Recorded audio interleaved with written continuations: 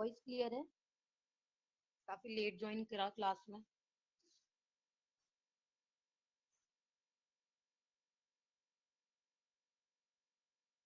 ठीक है। तो आज हम स्टार्ट करते हैं विकास और वृद्धि, डेवलपमेंट और ग्रोथ। तो बेसिकली डेवलपमेंट होता क्या है? डेवलपमेंट क्या होता है? डेवलपमेंट आपका निरंतर चलने वाली प्रक्रिया है। डेवलपमेंट नॉट ओनली आपका फिजिकल होता है, आपका मेंटली डेवलपमेंट क्या है? आपके जन्म से लेकर आपकी मृत्यु तक आपका डेवलपमेंट हो, किसी भी प्रकार से हो रहा है। ठीक है। और ग्रोथ क्या होती है? ग्रोथ एक बार मतलब एक लिमिटेड वे में होती है। मतलब आप बच्चे जब पैदा हुए उसके बाद जब आप बड़े हो गए, परिपक्व हो गए, यानी आप पूरी तरीके से प्रिपेयर हो गए, यानी अब इसके आप बात, आपकी बॉडी ग्रोथ नहीं करेगी, आपकी हाइट बढ़ चुकी है। ठीक है।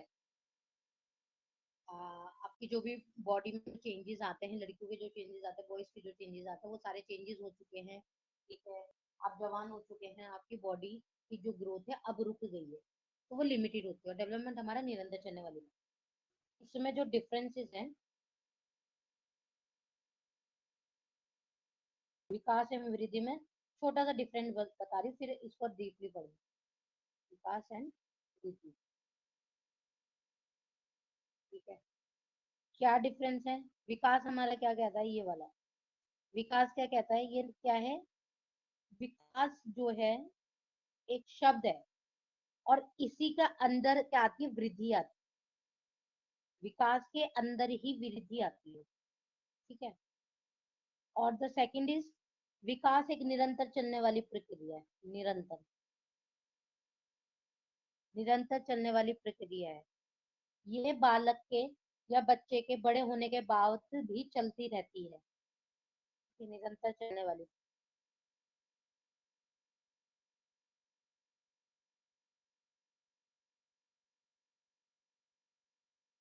थर्ड पॉइंट है इसका कि विकास शब्द का प्रयोग नॉट ओनली बॉडी ग्रोथ यानी परिपक्वता का परिणात्मक परिवर्तनों के साथ साथ परिणात्मक जो हमें दिखते हैं।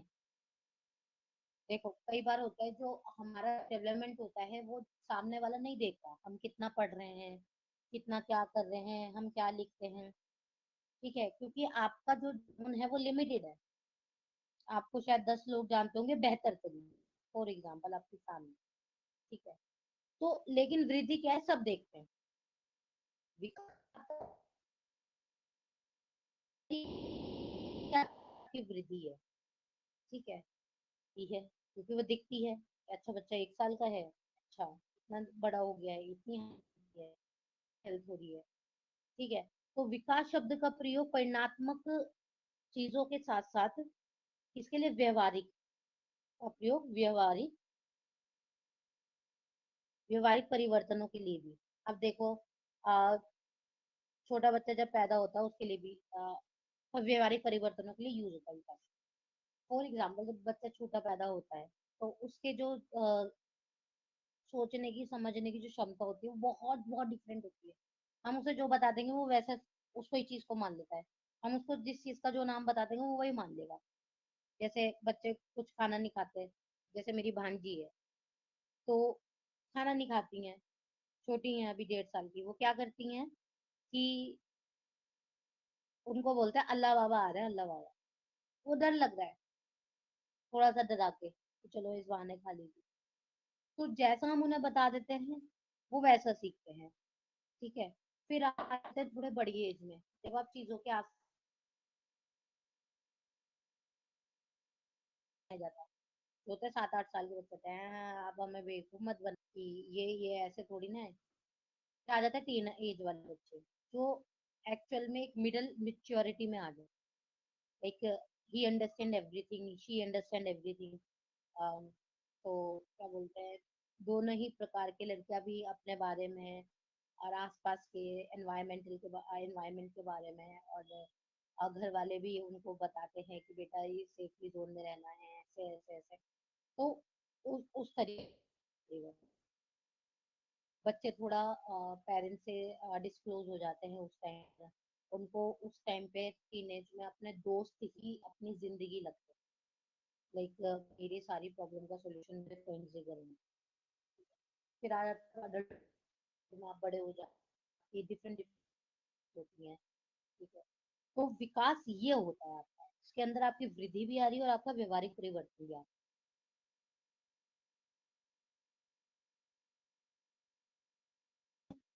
तो वृद्धि कहती है, वृद्धि क्या है? एक प्रक्रिया है, खत्म हो जाती है वृद्धि। एक चरण के बाद रुक जाती है, और इसका क्षेत्र क्या होता है? क्षेत्र इसका सीमित होता है।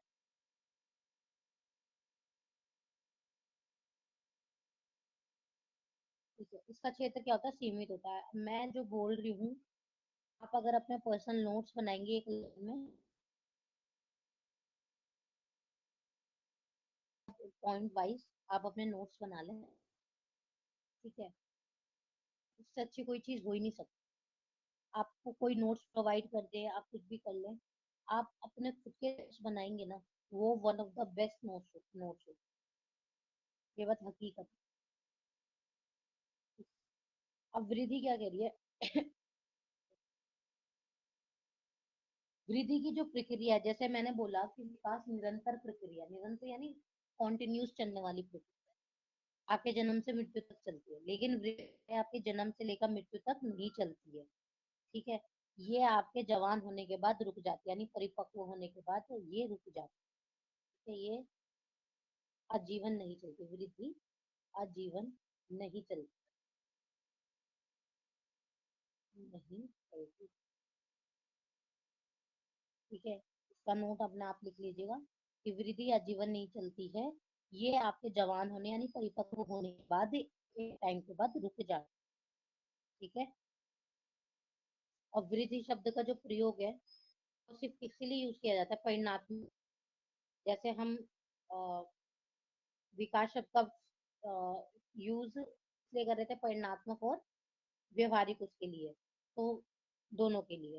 लेकिन वृद्धि शब्द का क्या है? सिर्फ परिणात्मक रूप के लिए, परिणात्मक परिवर्तन के लिए, रूप या परिवर्तन, परिवर्तन के लिए इस्तेमाल। ठीक है। वृद्धि परिणात्मक इस्तेमाल। ठीक है। इतनी बात क्लियर है? विकास और वृद्धि में आपको तुलनात्मक अंतर समझ आया?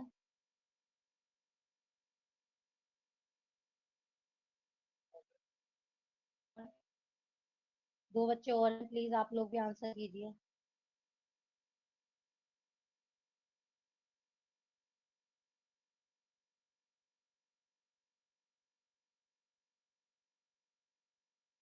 हाँ, जोया सरताज।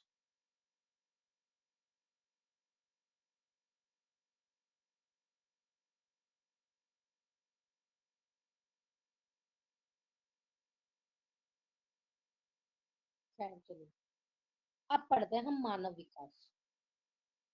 मानव विकास की अवस्था है, मानव मानव विकास की अवस्थाएं।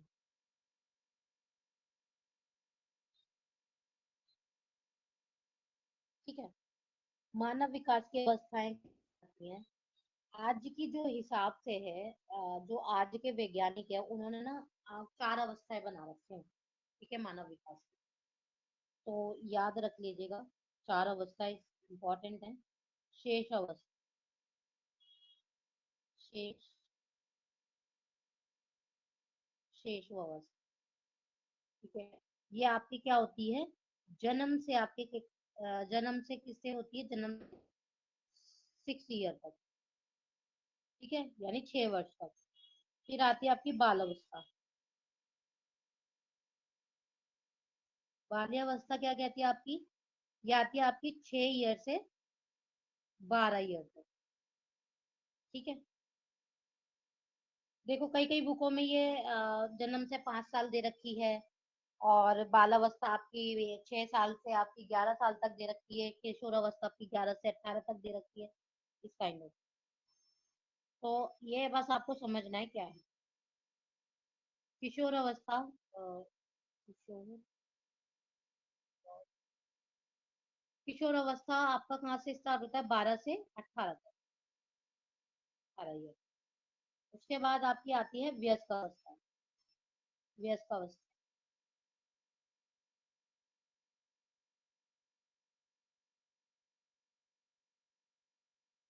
ये आपकी आती है 18 से मृत्यु तक।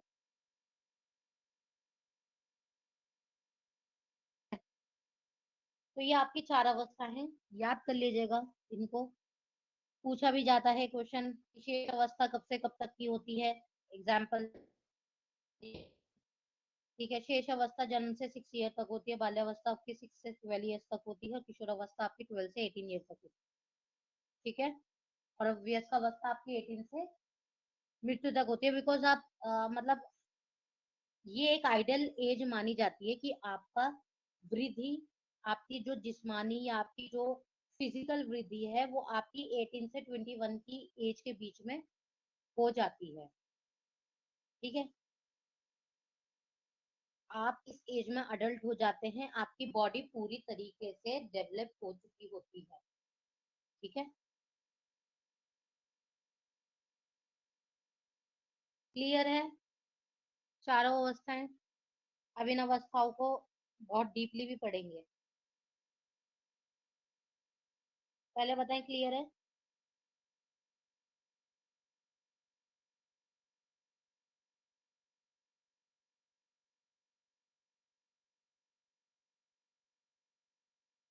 ठीक। अब पढ़ेंगे हम। ये मैं इरेज कर रही हूँ ताकि मैं इसी बोर्ड को यूज कर पाऊँ।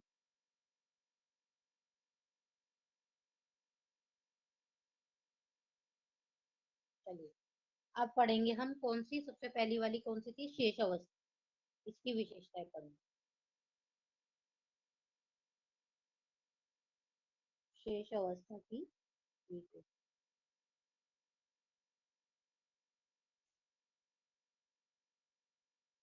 ठीक है। शेष अवस्था की अवस्था हमारी कब से कब तक होती है? जन्म से 6 वर्ष तक। ये मानव विकास की क्या है? दूसरी अवस्था है। एक तो होती है वो क्या बोलते हैं, वो जन्म से होती है कुछ, एक्चुअल में उसको बोला जाता है, मुझे अभी वर्ड याद नहीं आ रहा। वो 0 से, यानी बच्चा जब पैदा होता है उससे 3 मंथ तक होती है। गर्भावस्था नहीं, नहीं, नहीं, गर्भावस्था नहीं। इसके अंदर आपकी गर्भावस्था नहीं आएगी। गर्भावस्था के बाद जब बच्चा पैदा होता है उससे 0 से 3 मंथ तक बच्चा क्या होता है, कंसीडर लग जाता है, उंगली पकड़ लेता है ऐसे करके। वो मैं बता दूंगी, आगे होगा। फिलहाल आपकी ये 4 अवस्थाएं वो करो। ठीक है। हाँ, गर्भावस्था कह सकते हैं, गर्भकाल कह सकते हैं पूरा। उसमें बच्चा बनता है, बट खैर उसका इतना जरूरत नहीं है हमारे सिलेबस में गर्भावस्था। ठीक है, नोट कर लीजिए शेष अवस्था की विशेषता है कि शेष अवस्था के प्रथम 3 वर्षों में, प्रथम 3 वर्षों में शिशु का शारीरिक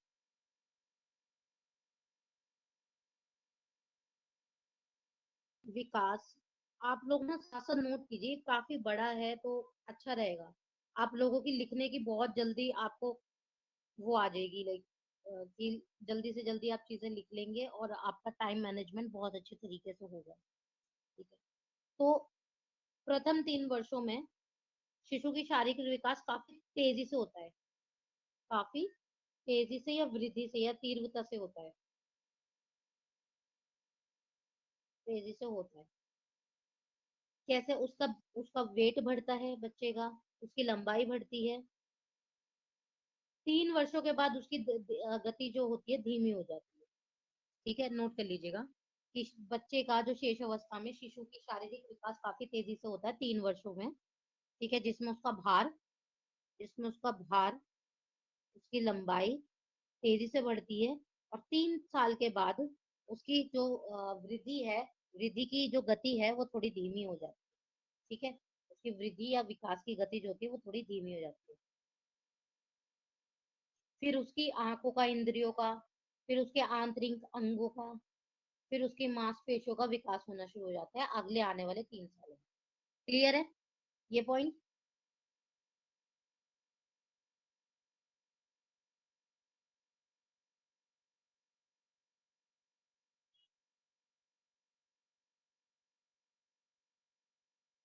नेक्स्ट पॉइंट कहता है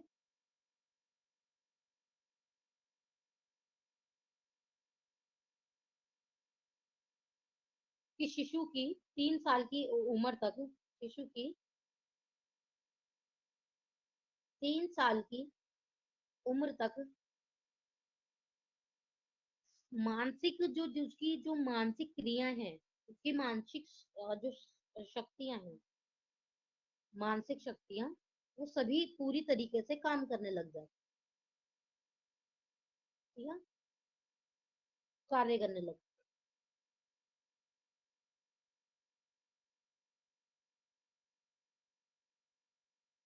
ठीक है, यानी उसकी मेमोरी बनने शुरू हो जाती है। ठीक है, वो इमेजिन भी कर सकता है, कल्पना कर सकता है। ठीक है, आपसे पूछ भी सकता है, बच्चे पूछ लेते हैं, ये क्या है, आपसे क्वेश्चन करने लग जाते हैं थोड़े बहुत।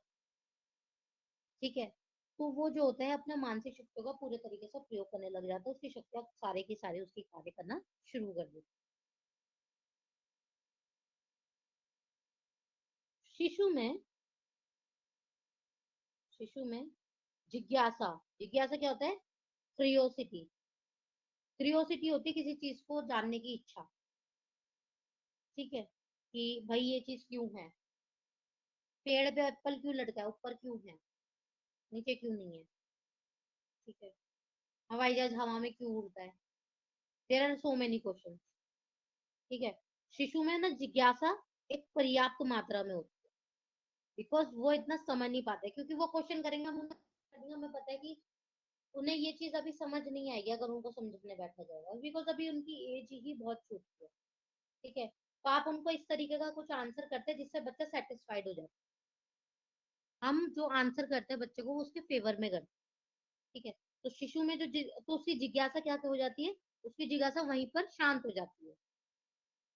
ठीक है, और वहीं आप किसी थोड़े और बच्चे को, 9-10 साल के बच्चे को, अगर आप कोई क्वेश्चन वो पुट करा, अगर आप उसको आंसर करोगे, अगर उस आंसर में भी कुछ ऐसा है तो वो उस आंसर में से भी आपके लिए क्वेश्चन पुट कर सकता है, क्योंकि उसके अंदर जानने की जो जिज्ञासा है वो और ज्यादा होती है।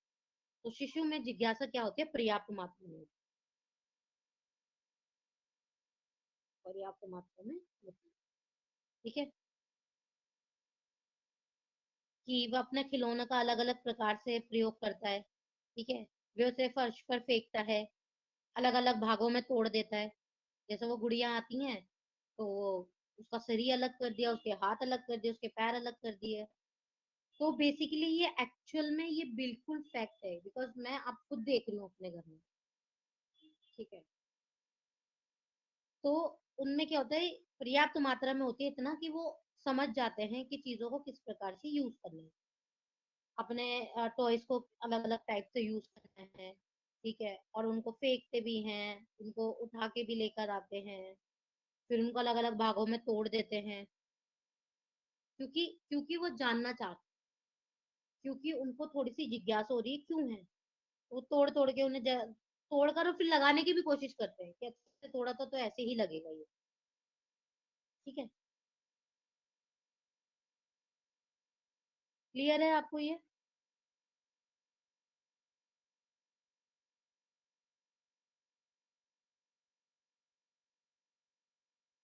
ठीक, उसके बाद कि शिशु में सीखने की प्रक्रिया बहुत तीव्रता से होती है। शिशु में सीखने की प्रक्रिया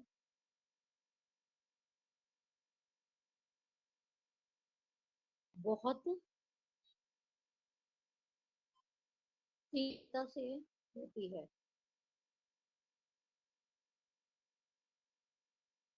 गैसल के अनुसार, गैसल एक वैज्ञानिक है, ठीक है, ये साइकोलॉजिस्ट है। गैसल के अनुसार वो ये कहते हैं कि जो बालक होते हैं वो प्रथम 6 वर्षों से 12 वर्षों के बीच में दुगनी तरीके से, दुगनी तीव्रता से सीखते हैं। कि अगर एक अडल्ट को कोई चीज अगर आपको दी जाए सीखने को, कि भाई तुम अभी ये सीखो, तो उसके कंपैरिजन में जो 6 से 12 साल के बच्चे होंगे वो उस चीज को बहुत तेजी से सीख लेंगे। क्यों? क्योंकि जो उनकी मेमोरी होती है वो एकदम मतलब क्लियर होती है, फ्रेश होती है। उनकी मेमोरी में भी इतना सब कुछ नहीं आया हो, उन्होंने अपनी लाइफ में इतना कुछ नहीं देखा हो, तो उनको उस तरीके से उस चीज को बहुत जल्दी कंसीडर करें। ठीक है।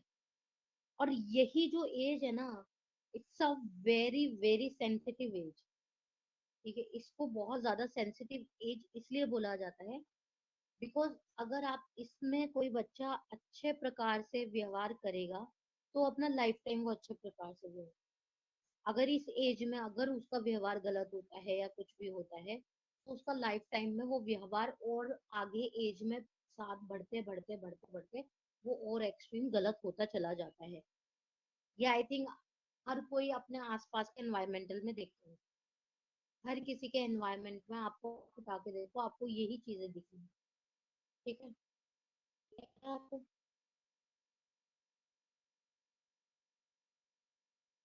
शिशु में देखो, शिशु क्या होता है, उसे अच्छा और बुरा नहीं पता। शिशु में अच्छी और बुरी चीज की आदतों का ज्ञान नहीं होता। अच्छी या बुरी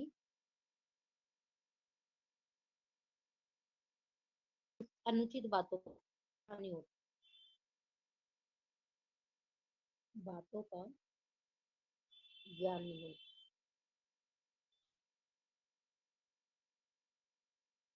देखें, जो बच्चियों के साथ जो शोषण होता है, जा रही है, ये पता चला है कि जो छोटी छोटी बच्चियों के साथ जो शोषण होता है, छोटे छोटे बच्चों के साथ, वो सिर्फ गर्ल्स के साथ ही नहीं होता, बॉयज भी कहीं ना कहीं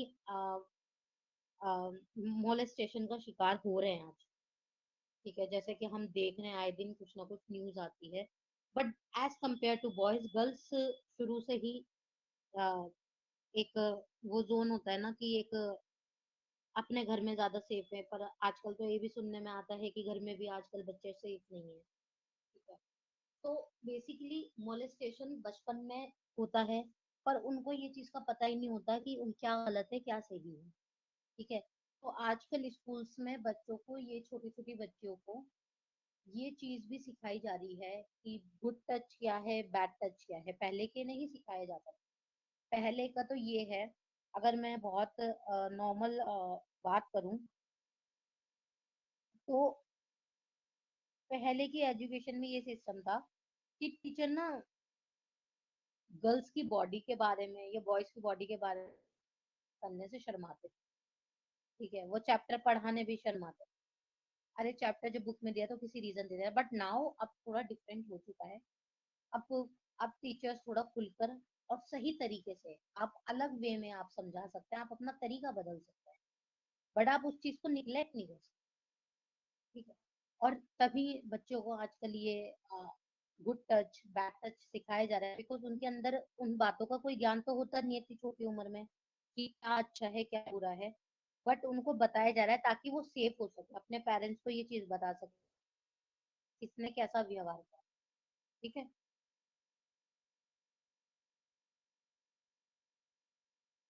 शिशु में अनुकूरण, शिशु में नेक्स्ट पॉइंट है शिशु sorry,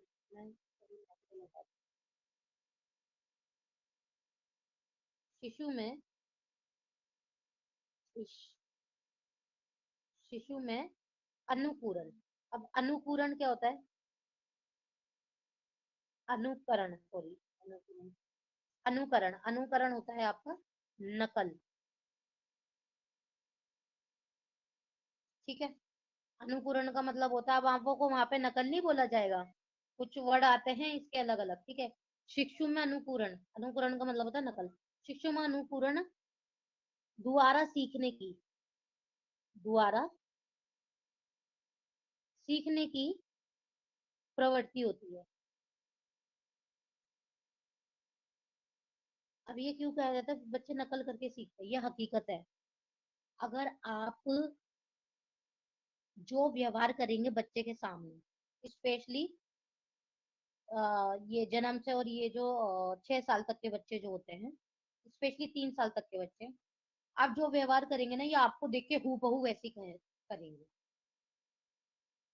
अब आप कुछ बोलोगे ना, तो आप रिपीट में बोलेंगे, वही चीज बोलेंगे, कोशिश करते हैं वो नकल करने की, और उनमें वही से सीखने की प्रवृत्ति होती है। इसलिए ये कहा जाता है कि जब बच्चा हो, बच्चे के सामने पेरेंट्स लड़ाई ना करें, ठीक है, कोई एक दूसरे को भला बुरा ना बोले, ठीक है, कुछ ऐसे व्यवहार ना करे जिसकी वजह से बच्चा उसकी नकल करे या उसके ऊपर उस चीज का कोई प्रभाव पड़े, ठीक है। तो ये एक्चुअल में ये इम्पोर्टेंट पॉइंट कि भाई बच्चे नकल करके सीखते हैं, ये बहुत इंपॉर्टेंट पॉइंट है, ठीक है। अगर क्वेश्चन आए कि शिशु अवस्था में, शेष अवस्था में बच्चे कैसे सीखते हैं, बच्चे नकल करके सीखते हैं, क्योंकि वह अपने माता पिता, भाई बहन आदि के कार्यों और व्यवहार का अनुकरण करते हैं, यानी नकल करते हैं।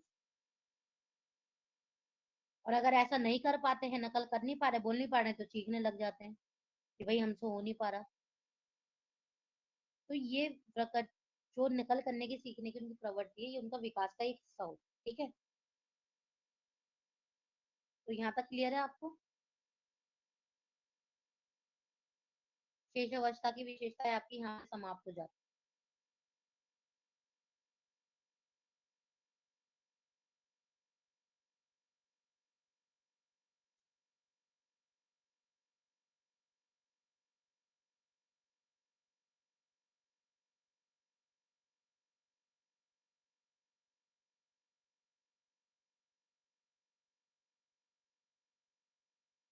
ठीक। अब पढ़ेंगे हम शेष अवस्था में शिक्षा का स्वरूप। अब शेष अवस्था में शिक्षा कैसे होती है? अभी तक तो हमने ये बता दिया शेष अवस्था क्या है, बच्चा कैसे व्यवहार करता था। अगर है शेष अवस्था में शिक्षा का स्वरूप,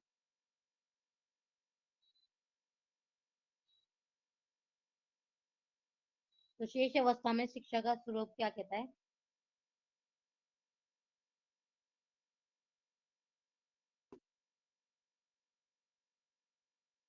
शिशु अपने विकास के लिए शांत, स्वस्थ के लिए, अपने के लिए, साथ साथ नोट कर लीजिएगा, अपने विकास,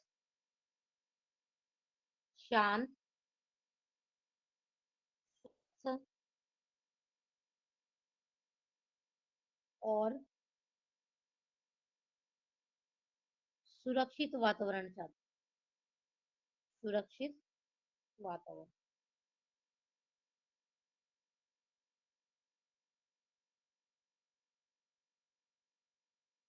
अब आपने नोटिस करा होगा कि छोटा बच्चा जो होता है, स्पेशली ये जो 3 साल तक के बच्चे होते हैं, ये खेलते तभी है जब इनकी मॉम या इनके डैड इनके सामने हो। और ये हकीकत है। मैं सारे जो ये आपको प्रॉपर एग्जाम्पल, ये जो भी जो आपको तो पढ़ाया जो जा रहा है वो तो आपके सिलेबस से रिलेटेड है, बट जो मैं एग्जाम्पल दे रही हूँ वो मेरी अपने इस टाइम जो मैं, मतलब इस टाइम रिसेंटली बिल्कुल जो मैं खुद फील कर रही हूँ, जैसे मैं अपनी भांजी का ही एग्जांपल ले रही हूँ क्योंकि वो अभी शेष अवस्था है, ठीक है।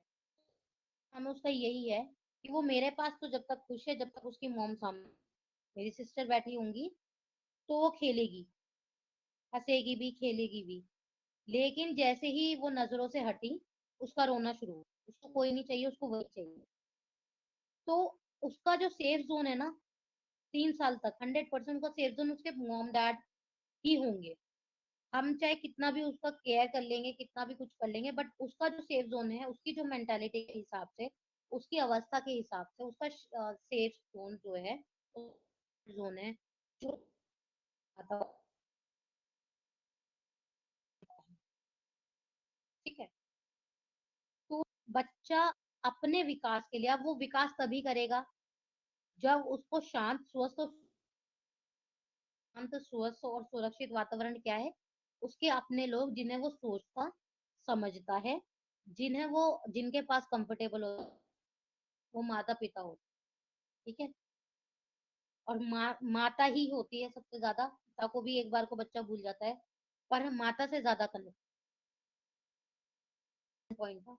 नेक्स्ट चीज, शेष अवस्था के अंतिम भाग में, अब 3 से 6 साल के बीच में, शेष अवस्था के अंतिम भाग में शिशु क्या करता है, दूसरे बालों को यानी दोस्तों से, बच्चों से मिलना जुलना और खेलना पसंद करता है। अतः इन बातों का अवसर दिया जाना चाहिए ताकि उसमें सामाजिक भावना का विकास, यानी अगर बच्चा खेलना चाहता है तो उन्हें खेलने देना चाहिए ताकि उसका एक इंटरेक्शन हो दूसरे बच्चों से, और उसका सोशलाइजेशन, सोशल डेवलपमेंट हो, ताकि उसको पता चले कि फिर एक्चुअल में आप हर चीज हम घर पे नहीं सिखा सकते। तभी तो बच्चों को स्कूल भेजा जाता है, क्योंकि वो सिर्फ वहाँ पढ़ने नहीं जाते, वो बहुत कुछ सीखने जाते हैं। वहाँ वो 50 बच्चों के क्लास में बैठकर वो सिर्फ अपनी पढ़ाई नहीं कर रहे होते हैं, उन 50 बच्चों के बिहेवियर, ठीक है, टीचर का बिहेवियर, और मतलब एक्चुअल में कि लाइफ क्या है, स्टडी प्लस आपको एक लाइफ एजुकेशन, आपका पर्सनालिटी डेवलपमेंट पूरा प्रॉपर तरीके से आपके स्कूल में होता है। घर से तो आपकी शुरुआत होती है, बट आप जब घर से बाहर निकलते हैं तो आपका एक्चुअल में प्रैक्टिकली पूरा डेवलपमेंट होता है। ठीक है। तो ये मैंने आपको बता दिया कि शिशु के अंतिम चरण में, शिशु के अंतिम चरण यानी अंतिम शेष अवस्था में वह बालकों से मिलता जुलता है, बालकों से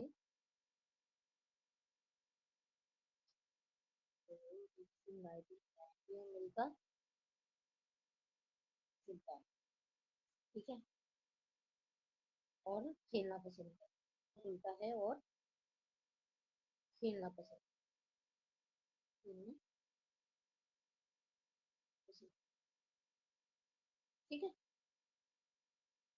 ताकि उसके अंदर, और ये आपको करने देना चाहिए ताकि उसके अंदर एक क्या आ जाए, सामाजिक भावना उत्पन्न हो, यानी एक सोशल फीलिंग होती है ना, कि हाँ मेरे को इंटरेक्ट करना है, मुझे मिलना है, मेरे को दोस्त से बात करनी है। ठीक है, वो बताएगा यार आज मैंने ये खाया, आज ये करा, आज मेरे घर मामा है, क्या है, मेरे को मेरे मामा ने नया खिलौना दिया है। तो ये सारी चीजें होती है बच्चों में। ठीक है।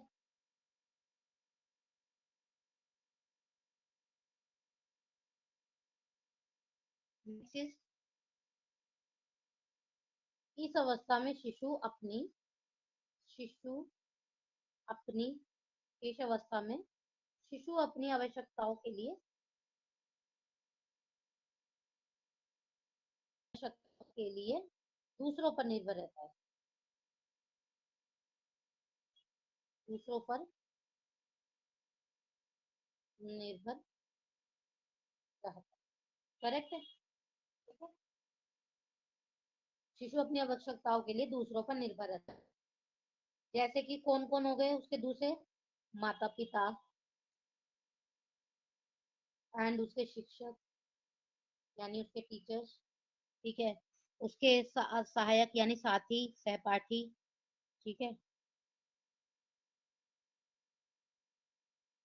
तो शिशु अपनी आवश्यकताओं के लिए दूसरों पर निर्भर रहता है, कौन, दूसरे, माता पिता और उनके। बच्चा आपके ऊपर निर्भर है तो आपको उन्हें थोड़ा डांटना पीटना नहीं चाहिए, और उनको प्यार से समझे। ठीक है, कि आप बेटा ऐसा व्यवहार करना है, क्योंकि वो आप पे निर्भर है। अगर वो आप पे निर्भर नहीं है, लेकिन अभी वो इस अवस्था में आप पर निर्भर करेंगे, वो उसी तरीके। ठीक है।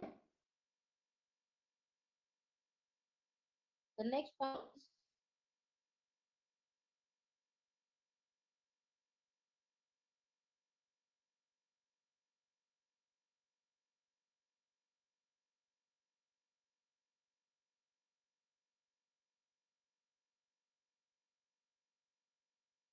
मानसिक क्रियाओं की तीव्रता होती है शिशु में, मानसिक क्रियाओं की तीव्रता होती है।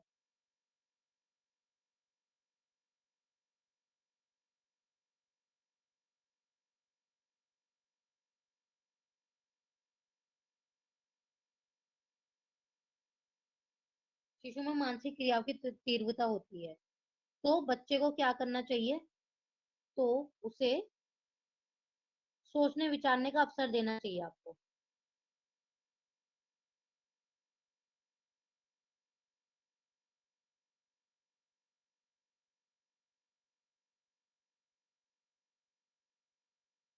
आपको उस बच्चे को क्या करना चाहिए? सोचने विचारने का अवसर देना चाहिए।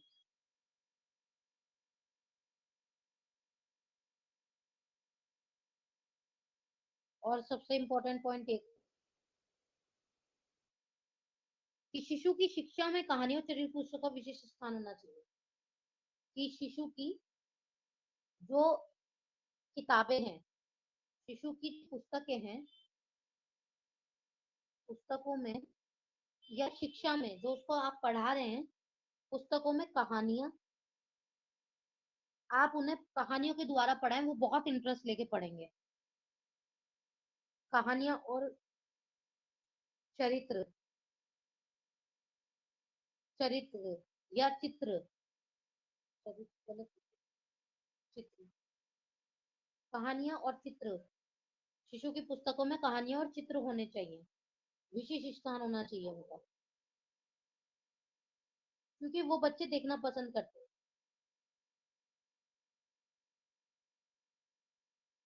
ठीक है, क्योंकि 5 वर्ष के जो शिशु होते हैं वो कहानी सुनते समय उससे संबंधित चित्रों को देखना बहुत बहुत पसंद करते हैं। और बच्चों को क्या देना, शिशु अवस्था को कैसे पढ़ाना चाहिए? खेल खेल में पढ़ाना चाहिए। क्वेश्चन आता है कि किस अवस्था में खेल खेल में पढ़ाना चाहिए? तो शिशु अवस्था में पढ़ाना चाहिए।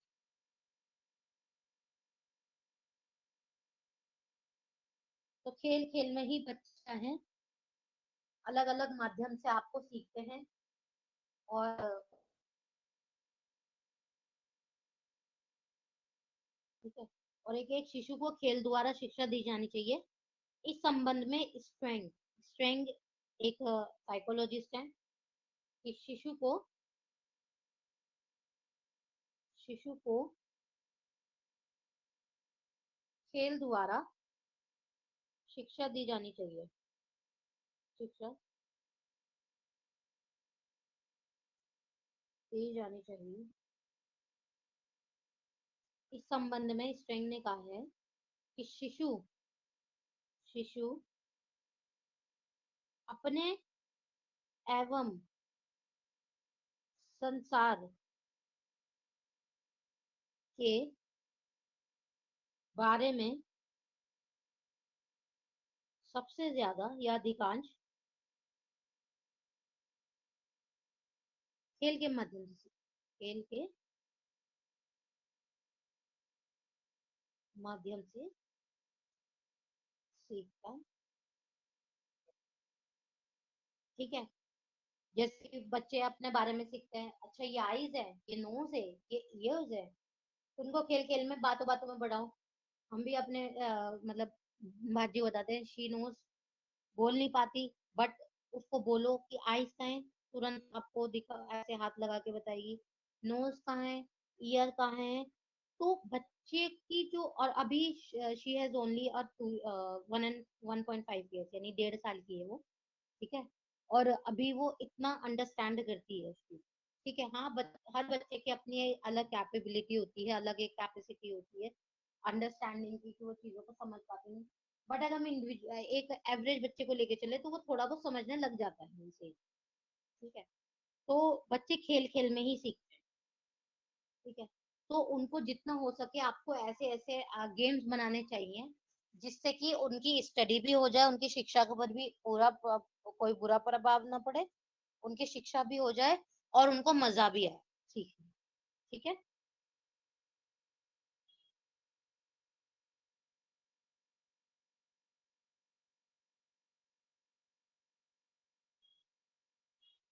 क्लियर है?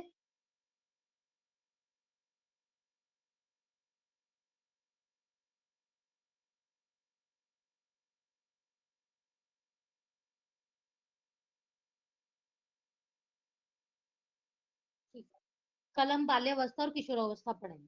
ठीक है, तो कल टाइम से ज्वाइन कर लीजिएगा, 11 o'clock करेक्ट क्लास में आ जाइएगा। ठीक है।